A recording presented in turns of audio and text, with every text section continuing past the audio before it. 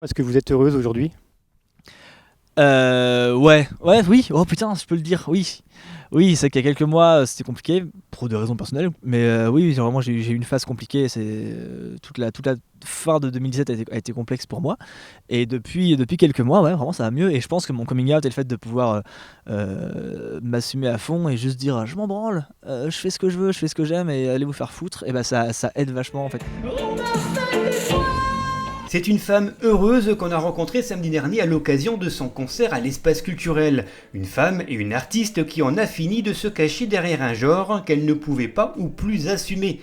Celle qu'on présentait encore il y a quelques semaines comme Mister Yéyé est devenue Mrs Yéyé, un coming out libérateur et qui fait du bien dans une culture et un monde encore bien transphobe. Ce matin au réveil, des racines à l'arbre pour me tirer les oreilles. Puis avec un poignard, j'ai écrit une chanson gravée dans la pierre juste devant ta maison. Une chanson posée dans la sueur. Les dentistes, Ça peut être compliqué de s'afficher en tant que personne trans, et pendant longtemps je faisais le choix de le cacher pour m'ouvrir des portes, en fait.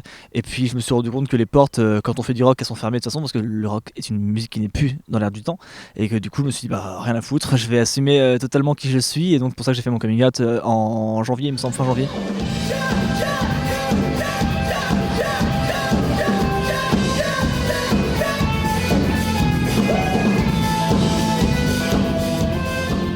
Le fait de m'être assumé trans, enfin assumé être une fille, ça m'a vraiment aidé sur plein de points. Même là récemment, je me suis rendu compte que même vocalement, j'ai l'impression d'avoir beaucoup progressé récemment depuis mon coming out, avec des cours de chant aussi à côté. Et j'ai l'impression que s'assumer à fond, c'est un message que j'ai toujours revendiqué très fort dans mes morceaux, dans mes albums. Mais j'en constate beaucoup plus les effets depuis mon coming out. Donc si vous avez un message à faire passer, c'est vraiment trouvez qui vous êtes, cherchez pas à être dans le courant ni à contre-courant, cherchez à être vous-même, avec voilà ce qu'on a de comme tout le monde, et ce qu'on a de très différent. Et je pense que c'est en étant soi-même à fond, en apprenant à se connaître, qu'on peut aller beaucoup plus loin et être vraiment épanoui, quoi.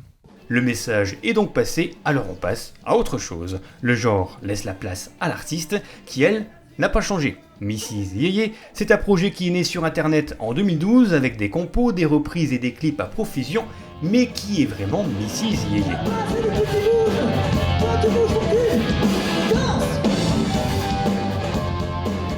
Un petit mot sur Mrs Yéyé déjà. Yéyé, ça vient d'où?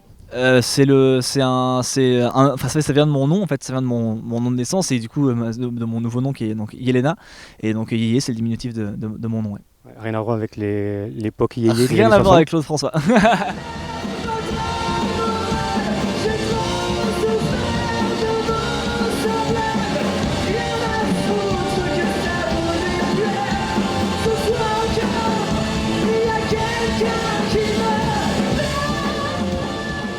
Si je vous dis que vous êtes né artistiquement en 2012 sur YouTube, je me trompe pas.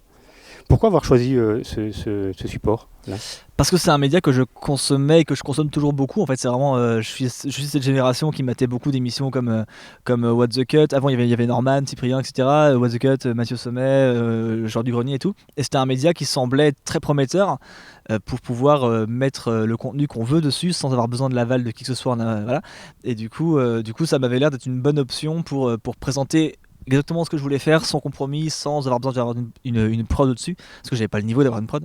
Et du coup YouTube, pour ça, pour toutes les libertés que ça semblait offrir, et parce que c'était un média que je connaissais pas mal, de par le fait que j'en consommais beaucoup de vidéos YouTube à l'époque, et c'est encore le cas. Et si vous étiez né il y a 20 ans, vous auriez fait quoi? J'aurais sans doute pas marché, même au-delà des questions de genre, juste. Enfin, après, ça dépend, parce que j'aurais fait du rock, et à l'époque c'était moins compliqué de faire du rock aussi.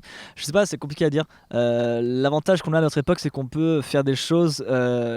Enfin, c'est beaucoup le public qui choisit. Là où à une époque, c'était beaucoup des personnes qui ont le pouvoir, c'était beaucoup les médias, les radios, les télévisions. Il fallait intéresser des prods, il fallait intéresser des gens en particulier. Et maintenant, il faut intéresser les gens. Et du coup, tu peux proposer un peu ce que tu veux à ta sauce, avec plein de défauts. Moi, j'ai commencé à avoir un public assez tôt, même un public très petit, mais dès mes premières compos qui étaient blindées de défauts, il y a déjà des gens qui ont commencé à être touchés par le fond, par les textes, par je sais pas quoi. Et Et ça, jamais j'aurais pu être produite à l'époque, même encore aujourd'hui, on a beaucoup de mal à trouver des partenaires. Mais il y a quand même un public qui est là parce que on fait les choses nous-mêmes. Et ça, c'est vraiment quelque chose qui aurait été compliqué à l'époque, où différemment, il fallait le faire plus par le concert, plus par le live. Et maintenant, on peut le faire vraiment par internet. Et c'est ça qui a changé. Et du coup, à l'époque, je pense que je me serais posé d'autres questions et j'aurais réfléchi à faire ça autrement, quoi. Mais en tout cas, aujourd'hui, je pense que la bonne façon de faire, c'est ça. Internet offre une liberté de ton assez énorme.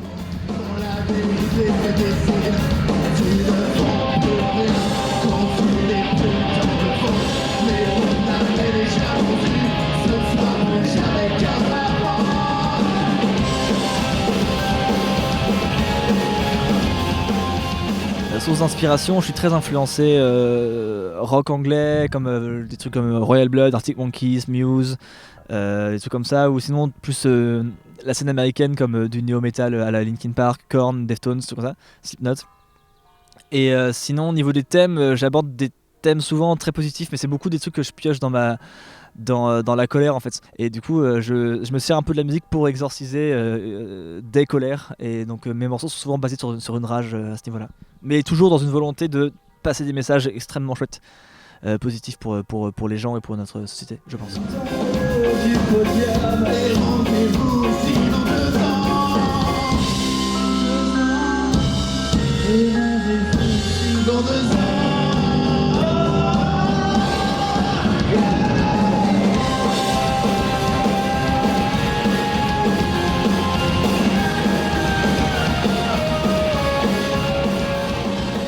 S'il y avait un message qui se sentait dans tous mes morceaux, c'était ça, c'est vraiment s'assumer à 100% et pas faire trop de compromis.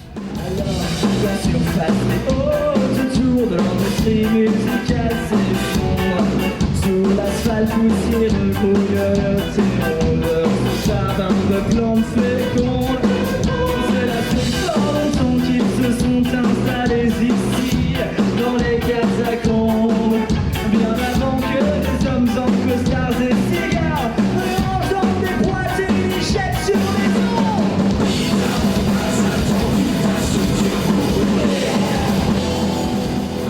Dans ma vie jusque-là, je me suis beaucoup des fois dit ah ça va, ça passe, je ferai mieux la prochaine fois. Et je pense que j'ai un peu manqué d'exigence certaines fois. Et c'est pour ça que je dis pas assez perfectible à mon goût, c'est que des fois je me dis que tu prends une journée de plus pour peaufiner un mixage par exemple, ou pour peaufiner le montage d'un clip, et il sera un peu mieux, et ça vaut le coup de le faire.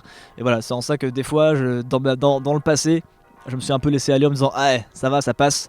Et pour moi faut pas se dire ça passe, parce qu'il y a un mec en face qui se dira pas ça passe et qui du coup sera meilleur que toi, quoi. Vous venez parler de clips, c'est quelque chose qui est très important dans l'univers de Mrs. Yeye, ça.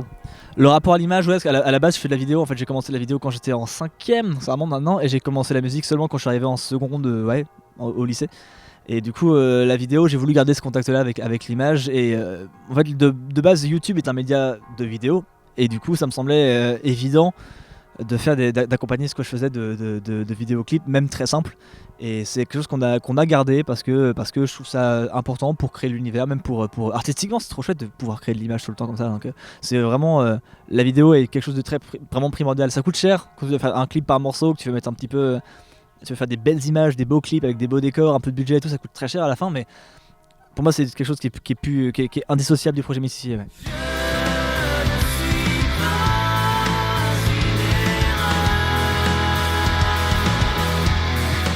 Mrs. Yeye, c'est aussi des reprises, aussi surprenantes que drôles, véritable coup de cœur ou clin d'œil revisité à la sauce rock'n'roll.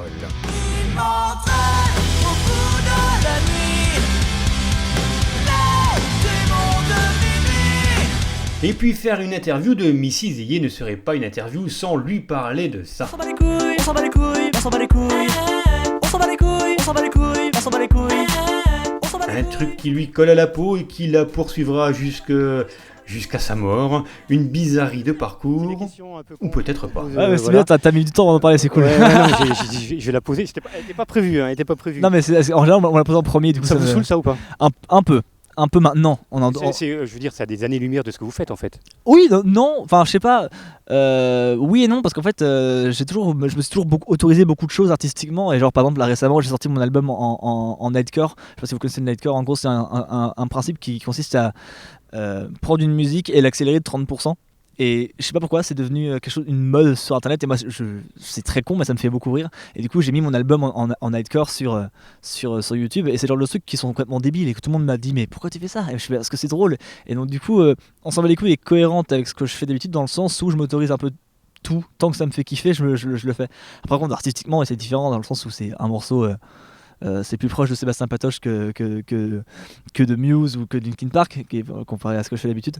Mais et c'est un morceau qui a marché par accident et qui a pris des proportions gigantesques et ça n'a aucun sens. Mais du coup, de base, je suis très fier d'avoir fait un morceau qui fait rire beaucoup de gens. Mais c'est vrai que maintenant, en 2018, je dis bon, arrêtez de m'en parler. Le morceau est sorti il y a 2 ans. La télé, on en a parlé il y a 1 an. Maintenant, on peut passer à autre chose et parler de ce que je fais en vrai, quoi. Et en vrai et sur scène, Missy Zeye mérite le déplacement. À la limite de l'explosion, une énergie de folie, une voix et un style qui nous font voyager entre rock, reggae, rap ou encore métal. Missy Zeye et ses musiciens, c'est un panaché de colère, de bonne humeur, de réflexion et surtout de lâcher prise.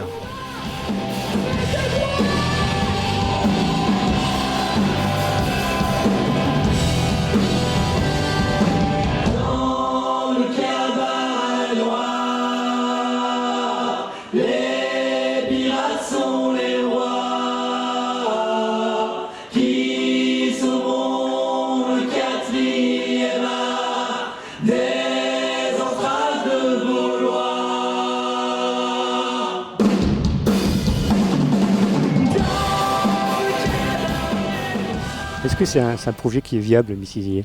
Ça le devient.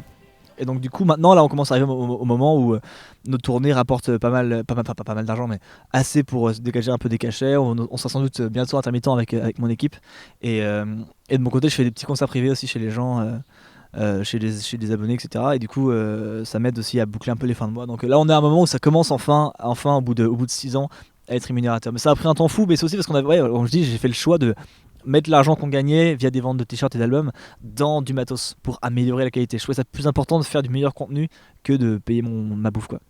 Mais parce que je pouvais le faire, mes parents m'aidaient à le faire, donc je pense que tout le monde n'a pas le luxe de faire ça, quoi.